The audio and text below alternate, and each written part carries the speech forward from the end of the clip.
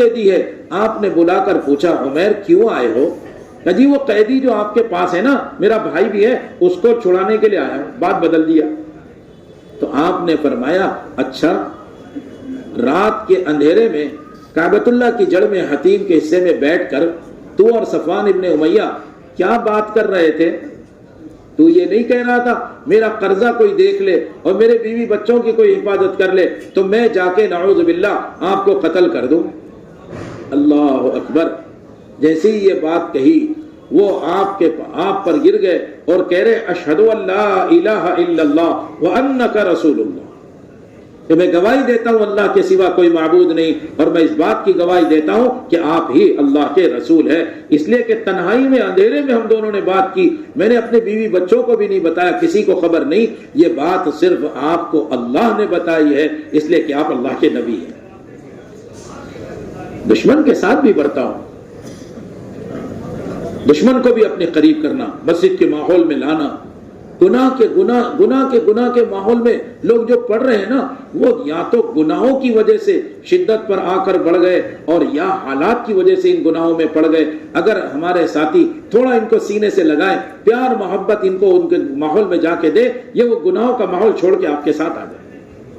ایک ہمارے یہاں مسجد ہے جس نے رات کو محنت، ان کے یہاں 24 گھنٹے آباد ہے، رات کو 2-2 بجے 3-3 بجے وہ جا کر گلیوں میں تلاش کرتے ہیں، مسلمان شراب کی حالت میں نشے میں دھت ملتا ہے، اس کو اٹھا کر لاتے ہیں، ذرا یہ فریج کا ٹھنڈا پانی اس کو پلا دیں اور اس کو ذرا نہلا دو ٹھنڈے پانی سے، بدن میں ذرا جھڑ سی آتی ہے نا تو نشہ شراب کا اتر جاتا ہے، یہ ان کو نسخہ معلوم۔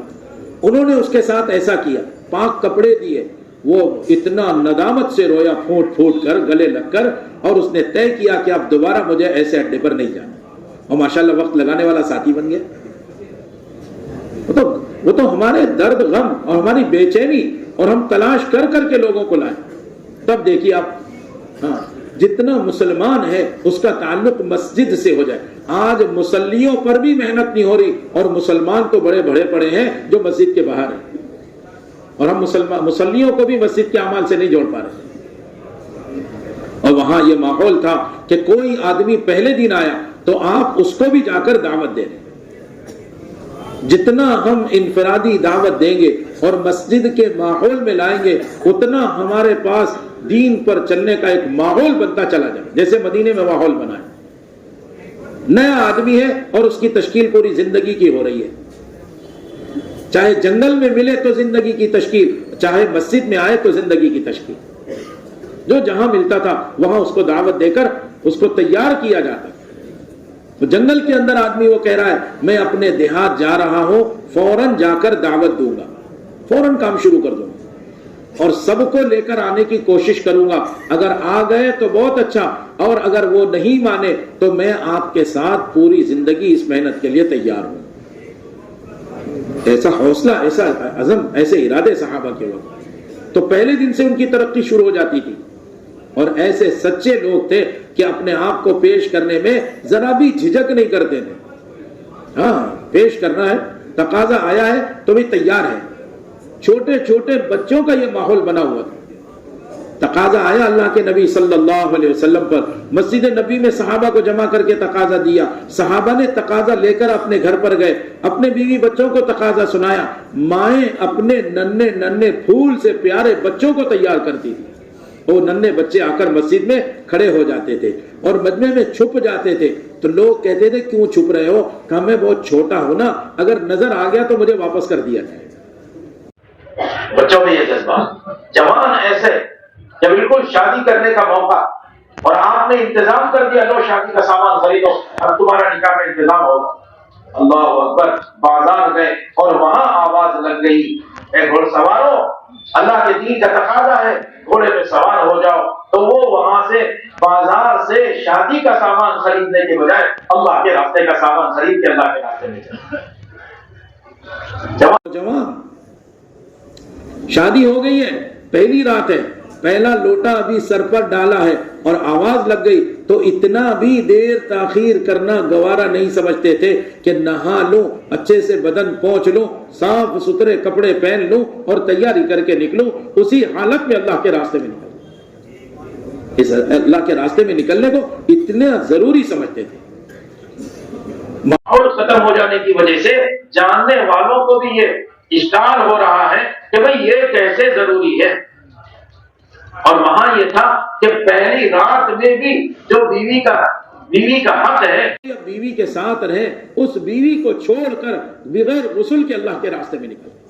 اب دیکھو کیا جذبہ ہوگا, ایسے جذبہ ہوگا اللہ کے راستے میں نکلنے, اور جا کر وہاں شہید ہو گئے. آپ صلی اللہ علیہ وسلم نے دیکھا تو ایسے اپنی نگاہ کو پھیرا, مسکرائے اور آپ چلنے لگے. صحابہ نے پوچھا یہ بات عجیب آج کی ہے. کہا جی اس کے جنازے میں, حنزلہ کے جنازے میں اتنے فرشتے آئے ہیں کہ مجھے پیر رکھنے کی بھی جگہ نہیں مل رہی. ٹھیک ہے, کیسے سچے لوگ ہوں گے, فرشتے استقبال کر رہے ہیں. ہاں, اور پھر کہ جی حور تیزی سے لپکی تو اس کی پنڈلی کھلی تو میں نے دیکھا کہ اس کی حور ہے, اپنی نگاہ میں نے پھیر لی اور مسکرایا, اس لیے کہ جنت کی نعمتوں کا لقمہ بنا بنا کے ان کے منہ میں داخل کر رہے ہیں. کیسے کیسے کیسے اکرام صحابہ کا ہوا ہے اور کیسے کیسے اعزاز ہوا ہے صحابہ کا. آپ دیکھو مختلف واقعات. اللہ کے راستے میں جان دینے کا ایسا شوق تھا, پھرا کرتے تھے اللہ کے راستے, اللہ کے راستے میں جان دینے کا جذبہ. ایک ایک صحابی میں یہ تھا. حضرت شاہ مولانا محمد الیاس صاحب رحمۃ اللہ علیہ فرمایا کرتے تھے, صحابہ کی نگاہوں میں ان کے جان و مال کے بے قیمت ہونے نے ساری دنیا میں دین کو زندہ کر دیا. آج ہماری نگاہوں میں اپنے جان و مال کے قیمتی اور محبوب ہونے نے ساری دنیا سے دین اجاڑ کے رکھ دیا. ہم اللہ کی نگاہ میں مجرم ہیں اور ہمیں اس کا احساس بھی نہیں. ایک ایک مسلمان جو اس کام سے جڑ گیا ہے وہ تو سب سے پہلے 4 مہینے کے لیے نکل جائے. ہماری پوری خوشامد اور پوری حکمت یہ ہو. عذر کو ہم دیکھتے ہیں, حالات کو ہم دیکھتے ہیں, مسائل کو ہم دیکھتے ہیں اور متاثر ہو جاتے ہیں. ہاں جی, ارحموا من فی الارض یرحمکم من فی السماء. حضرت شاہ مولانا محمد الیاس صاحب رحمۃ اللہ علیہ فرماتے تھے, ہاں یہ اچھی بات ہے اگر کسی کو سردی لگ رہی آپ نے کوئی چادر سوٹر اس کو دے دی, ٹھیک ہے, لیکن اصل رحم یہ نہیں ہے. بھوکا ہے سردی میں, آپ نے اس کو کھانا کھلا دیا, ہاں بہت اچھا کام کیا, ضرور اچھا کام کیا, لیکن یہ اس کا حق نہیں ادا ہوا اور یہ اصل رحم نہیں ہو. اس طرح مختلف حاجتوں کو بیان کر کے یہ بات سمجھاتے تھے. اصل رحم کیا ہے انسان پر؟ وہ جہنم کی آگ کی طرف دوڑا جا رہا ہے, اس کو جہنم کی آگ سے بچا کر اس کو ایمان اور اعمال کی محنت میں لگا کر جنت والے راستے کی طرف دوڑا دے. جب تم یہ رحم کرو گے تو اللہ تم پر رحم کرے گا, آخرت میں تمہارا حساب بھی اللہ آسان کر دے گا. اسی لیے ہم سمجھ رہے ہیں کہ بھئی یہ دنیا کے اعتبار سے لوگوں کی حاجتوں کو پورا کرنا یہ اصل رحم ہے. اچھی بات ہے, سخاوت کی بات ہے, کسی کی مدد کر دیا, کسی کا تعاون کر دیا, کسی روز کا قرض ادا کر دیا, کسی بیمار کو دوا پہنچا دیا, بہت ساری باتیں ہیں. لیکن کام اصل یہ نہیں ہے. کام جو اصل تھا کہ اس کو کرتے ہوئے وہ اللہ کے بندوں کو اللہ کی طرف بلانا اور اس محنت سے ان کو مطمئن کرنا, ہر مسلمان کو اس محنت کے لیے تیار کرنا. اور جو وقت لگایا ہوا عملہ ہے ہم تو اس کو یہ بات بھی سمجھائیں, اگر ایک دن بھی میں نے یہ کہا آج کی بجائے کل چلا جاؤں گا, اجتماع ہو جائے اس کے بعد میں ذرا 15 شعبان کے بعد جاؤں گا, میں جو ہے 30 شعبان کو جاؤں گا, اگر اس نے یہ کہا تو وہ یقین کر لے کہ اس کے ساتھ وہ ہو رہا ہے جو 3 صحابہ کے ساتھ ہوا تھا, جو حضرت کعب وغیرہ ساتھی ہیں نا, ان کے ساتھ جو معاملہ ہوا وہ یقین کر لے کہ میرے ساتھ یہ معاملہ شروع ہو گیا. ان کے ساتھ کیا ہوا تھا؟ 50 دن تک اللہ تعالیٰ نے منع کر دیا ان سے بات بھی مت کرنا. اللہ کے رسول صلی اللہ علیہ وسلم جو تمام کائنات کے لیے رحمت بنا کر بھیجے گئے, وہ نبی بھی ان سے ناراض ہے اور ان سے بات نہیں کر رہے. اب یہ سوچ لو کہ میرا وقت نہیں لگ رہا تو میں اتنا کافی نہیں ہے کہ بھئی میرا سارا وقت نہیں لگا تو میں استغفار کر لوں. کتنے لوگ اس چلے سے, اس 4 مہینے سے گناہوں سے بچ سکتے تھے, کتنے لوگ خیر کے اور نیکی کے کام پر پڑ سکتے تھے, لیکن محنت کے چھوٹنے کی وجہ سے یہ سارے کے سارے رہ گئے, یہ گناہوں میں پڑے رہ گئے اور یہ نیکیوں پر آنے سے رہ گئے. تو اس کا وبال کس پر آ رہا ہے؟ آپ سوچو تو صحیح. ہم اتنا سوچتے ہیں کوئی بات نہیں میرا گشت نہیں ہوا, جس گشت کے ذریعے جو خیر پھیلنی تھی اور جو شر رکنا تھا ہم نے وہ گشت نہیں کیا، تو صرف اتنا معافی مانگنے سے کام گزارا کیسے ہو جائے گا کہ جی ہمیں معاف کر دو اللہ، ہم سے گشت نہیں ہوا؟ ارے وہ گناہ میں پڑے رہ گئے اور یہ خیر وجود میں آنی تھی وہ رک گئی، تو ہم تو بہت بڑے مجرم ہو گئے۔ گشت تو اسی بات کے لیے ہوتا ہے نا، گشت تو اسی بات کے لیے ہوتا ہے تاکہ ساری خیر وجود میں آتی ہے۔ اللہ تعالیٰ کا حکم ہے لِتُنذِرَ أُمَّ الْقُرَى وَمَنْ حَوْلَهَا، اپنے محلے میں بھی گشت کرنا اور پڑوس کے محلوں میں بھی گشت کرنا، ہر جگہ جاؤ۔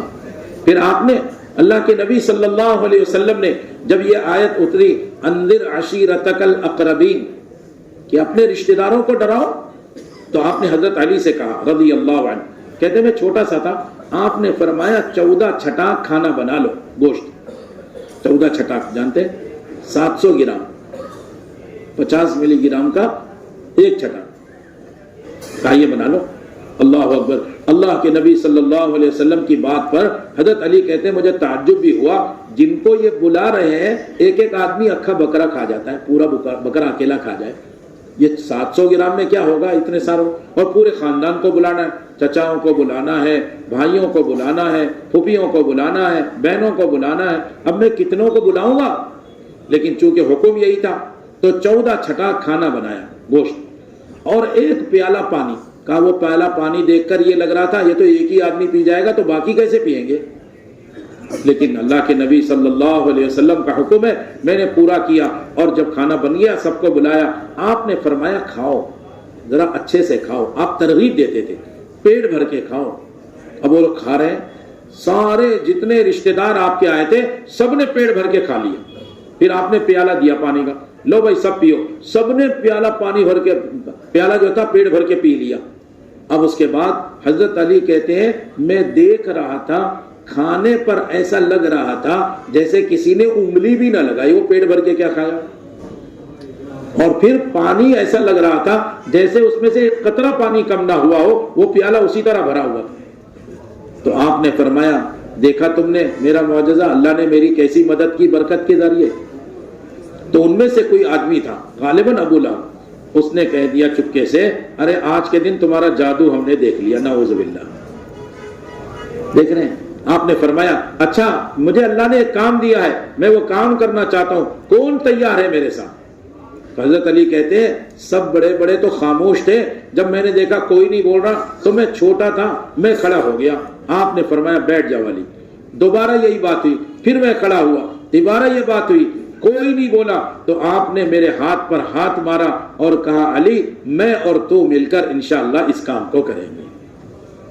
مایوس نہیں ہونا چاہیے، ہاں ہم محنت تو کریں گے، 100% مسلمانوں کو ان اعمال پر لانا، ہر مسلمان کے گھر میں اعمال قائم کرنا۔ مدینے کا ہر گھر عمل سے بھرا ہوا ہے، ایک ایک گھر کے اندر وہ اعمال تھے، اگر شوہر بھی بھوکا آ کر مانگے تو شکایت کرنے کی بجائے وہ اللہ سے بیوی کہہ رہی ہے میرا شوہر بھوکا ہے، کچھ ایسا دانے دے دے، چکی میں پیسو، آٹا بنا کے روٹی بنا کے شوہر کو کھلاؤں، کچھ اناج دے دے میں چولہے پہ رکھ کے پکا کے کھلا دوں، ایسی دعا کر رہی، شکایت نہیں کر رہی۔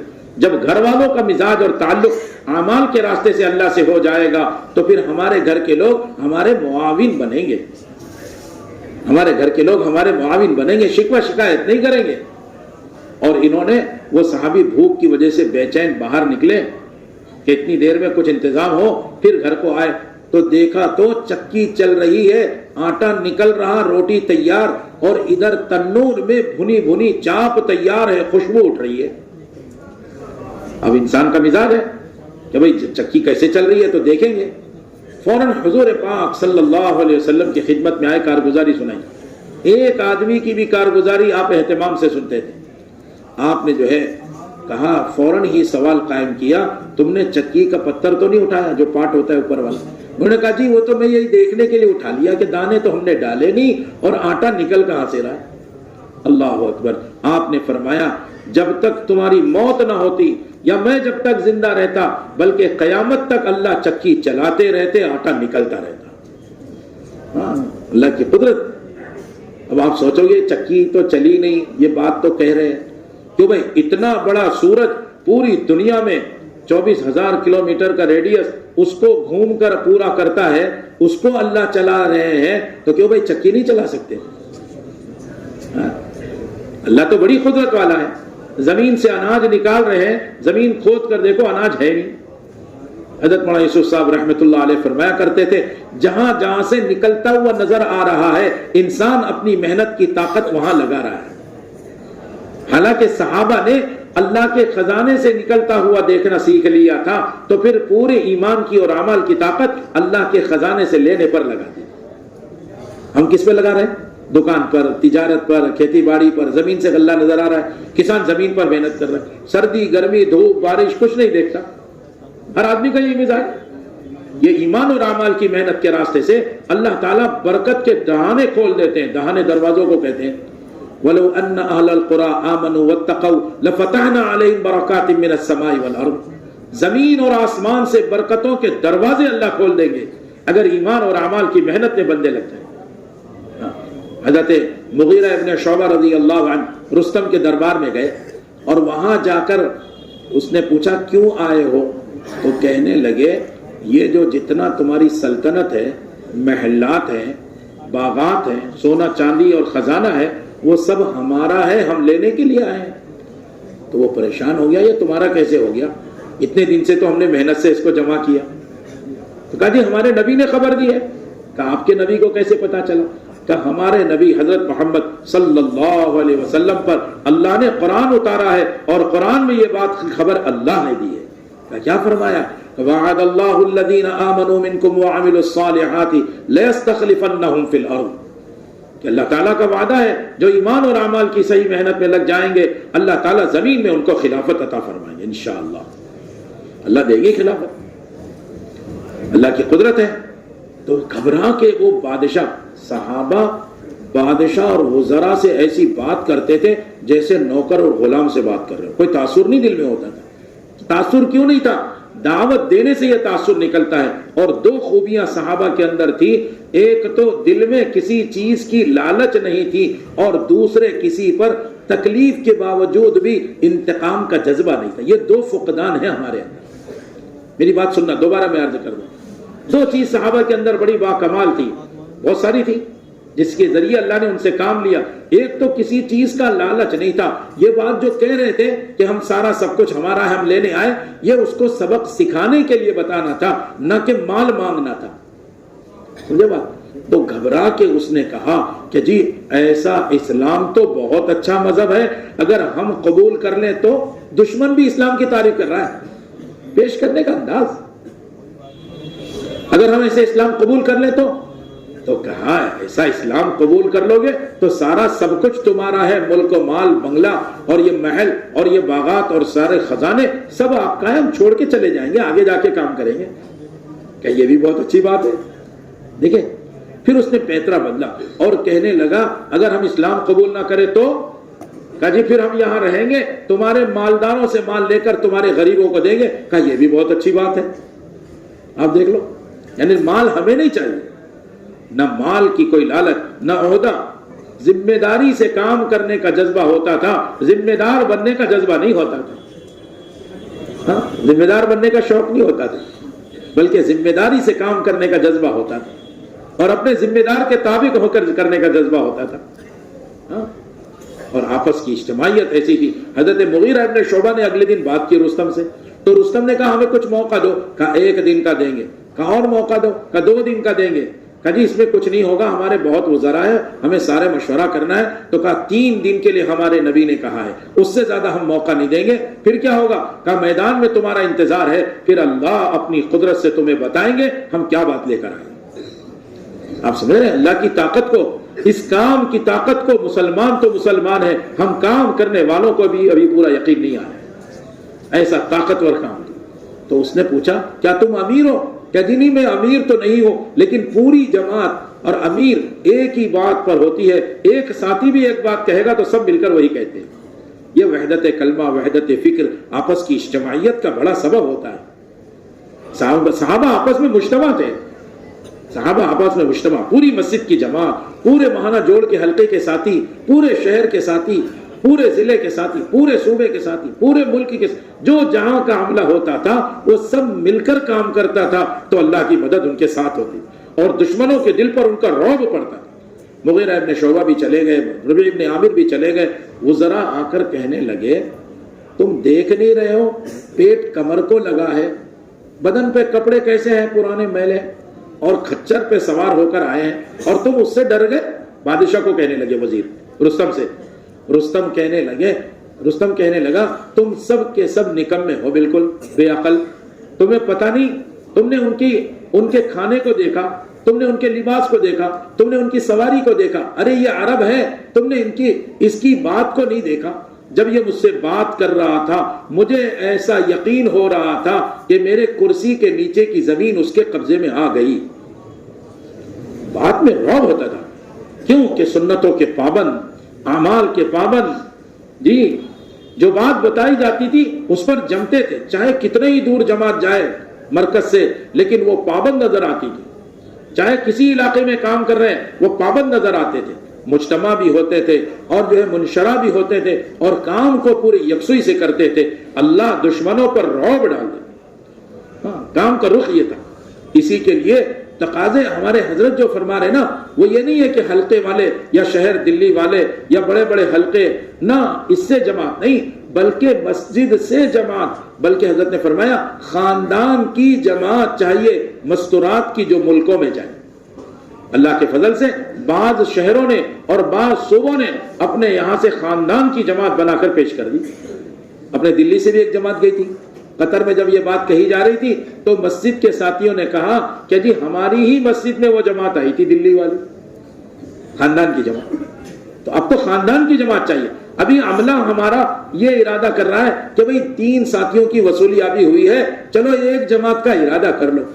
ارے ایک ساتھی کی وصولیابی نہ ہوئی ہے اور ہم ارادے کریں، حوصلہ بلند کریں، نگاہ اللہ پر رکھیں، محنت اور قربانی بڑھا دیں کہ سامنے محنت کا تقاضا ہے، ہفتہ بھر بھی نہ بچا ہو اور ہم ادھر ادھر لگے رہیں، یہ کیسی بات ہے؟ اب تو سارے کام کی قربانیاں دے کر اور محنت کر کے ہر مسجد سے نہیں بلکہ جتنے مسلمان ہیں ان کی تعداد کے اعتبار سے جماعتیں بنائی جائیں۔